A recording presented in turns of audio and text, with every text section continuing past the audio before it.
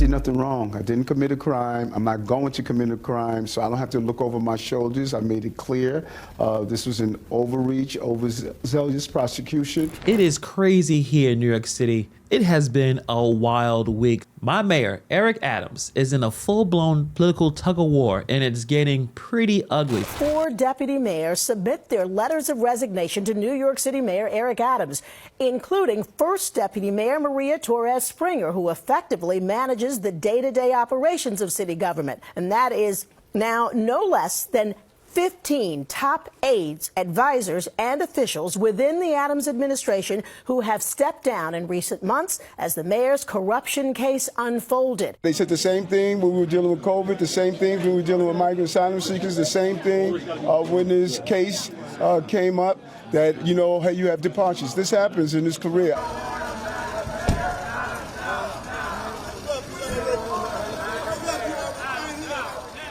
Mr. Mayor, how much control do you have of your future?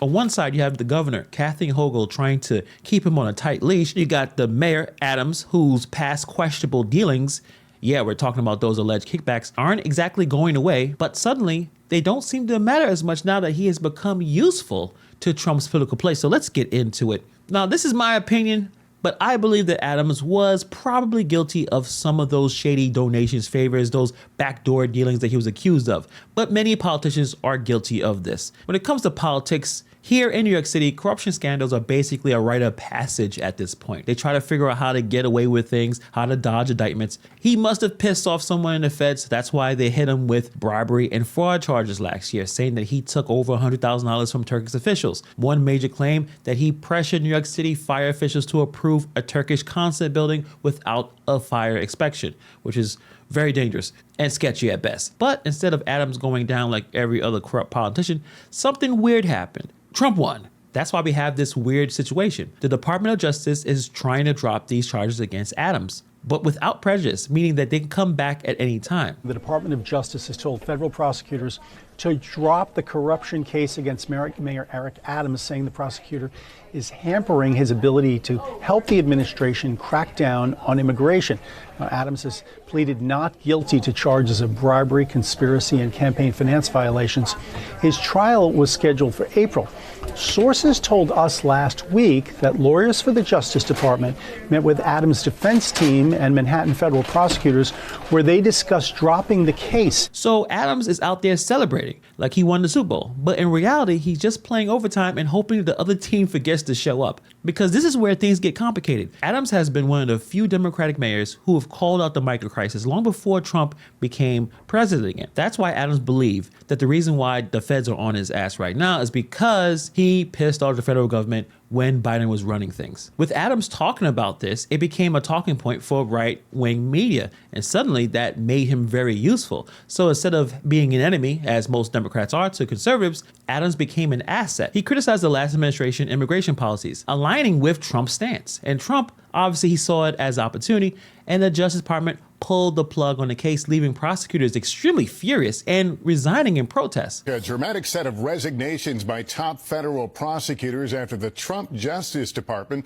ordered the criminal corruption case against Mayor Eric Adams be dropped. From the now former acting U.S. attorney, the top federal prosecutor in Manhattan, Daniela Sassoon, who reveals her office was prepared to seek additional charges against Adams, but says she recently attended a meeting with top DOJ brass where the mayor's lawyer suggested that Adams could help the Trump administration with immigration matters if his criminal charges were dropped. Now, she refused to go along with this, and multiple other prosecutors have now quit within DOJ. But to Trump, this was just another strategic move in his war against New York's leadership, one that echoes his own predicament. Yeah, I think that he was treated pretty unfairly. Now, I haven't seen the gravity of it all, but it seems, you know, like being upgraded in an airplane many years ago. I know probably everybody here has been upgraded. They see you're all stars, and they say, I want to upgrade that person from NBC. I'm going to upgrade him, and that would mean you'll spend the rest of your life in prison. He essentially went against what was happening with the migrants coming in. And, you know, he made some pretty strong statements like, this is not sustainable. I said, you know what, he'll be indicted soon. Trump has claimed that the federal government unfairly targeted him with legal cases as a means of political warfare. Now both men find themselves in a strange parallel, fighting accusations that they are being driven by politics rather than justice. So let's talk about the governor of New York, Kathy Hochul. She's in a tough spot. She wants to remove Adams under New York law. Just days ago, she was blasting Trump for acting like a king. Yet she's debating whether she can single-handedly remove a duly elected mayor. It's a power move that looks dangerous close to the thing that she claims to oppose. So there's reasons why she's hesitating. One of the reasons, it could backfire with black voters, which makes a big part of Adams' support. Also, it can set a dangerous precedent on governors just kicking out elected mayors. The feds did indict Eric Adams, but he's not convicted yet. So we all have to remember, innocent before guilty. Also, if she did kick Adams out, the legal battle could drag on for months, even years. So instead of kicking him out and removing him as mayor, Kathy Hochul is locking down City Hall with these moves.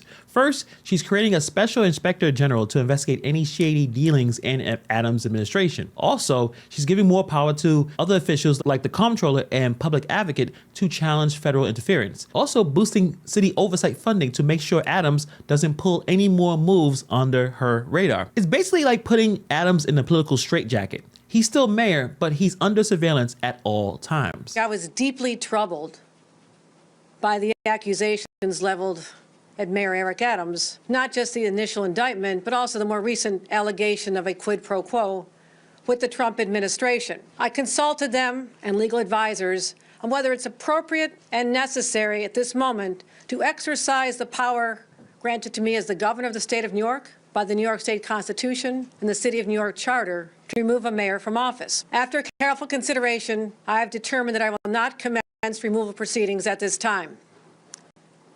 My strong belief is that the will of the voters and the supremacy and sanctity of democratic elections preclude me from any other action.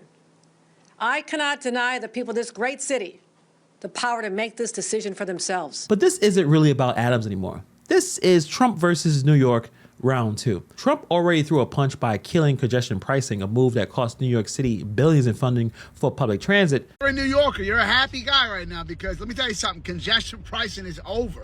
That's it. Halted. I mean, it's only going to make up for the $40 carton of eggs we got to buy now. But this week, I'm eating extra steak, shrimp. It's a party at my house. And just like that, Papa Trump saved New York City, man. The congestion show is officially over. Trump shut that whole thing down, man, effective immediately, bro. But the nerve on Governor Hochul, bro. Governor Hochul went and did a whole press release talking about, now we're keeping the cameras on, now we're gonna fight this. Straight disrespecting, man. And the MTA apparently just needs more money, more money, more money. All they want is more money. Even if congestion pricing continued, they still need more money. In fact, they went to Albany maybe a couple weeks ago asking for billions and billions of dollars. So obviously the MTA and the governor, they want to keep these tolls going.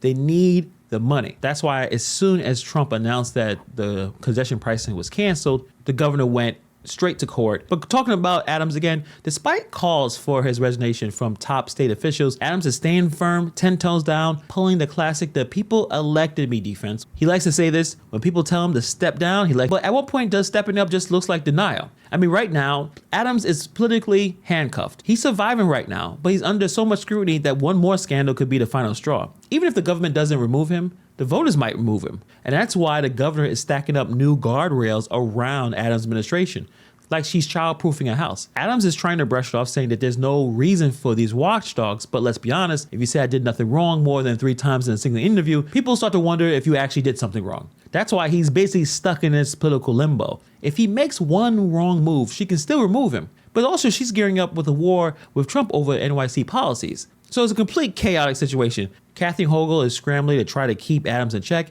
Adams is trying to not drown in scandals. The MTA is just trying to take everyone's money. Trump is disrupting New York City, apparently turned a Democrat into an ally for right now.